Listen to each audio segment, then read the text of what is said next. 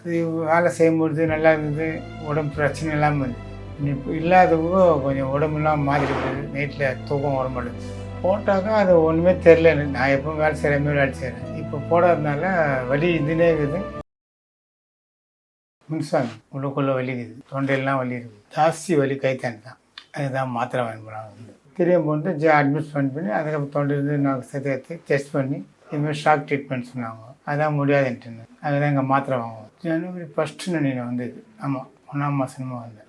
அப்போ வாங்கினேன் ஃபஸ்ட்டு மாத்திரை. அப்புறம் 2வது வாட்டி வாங்கினேன். இது 3ஆம் முறை. 1 மாதம் கேப் விட்டேன், 1 மாதம் 2 மாதம் கேப் விட்டேன். இது கண்டினியூவாக போடணுன்றது. போட்டால் தான் நல்லா கிளியர் ஆகும், பக்கத்தில் போட்டால் தான் கிளியர் ஆகும். சரி, நம்ம வருமானம் எழுதுன்னு இன்னும் வாங்க முடியாது போயிடுச்சு. வேறு சூழ்நிலையே இல்லை, வேறு எதுவும் இல்லை. அது வேலை செய்யும்பொழுது நல்லா இருந்தது, உடம்பு பிரச்சனை இல்லாமல் இருந்தது.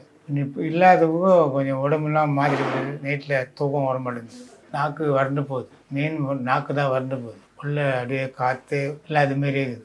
சாப்பிட்ற மாதிரி தான் சாப்பிட்டுக்கிறேன். இப்போ சாப்பாடு கட் பண்ணிட்டாரு, ரொம்ப சாப்பிட சேர்த்துக்காத, வேறு என்ன சாதம், கவுரு கஞ்சி எல்லாம் சாப்பிட்டுக்கோ, சப்பாத்தி இதெல்லாம் சேர்த்துக்கன்றாரு.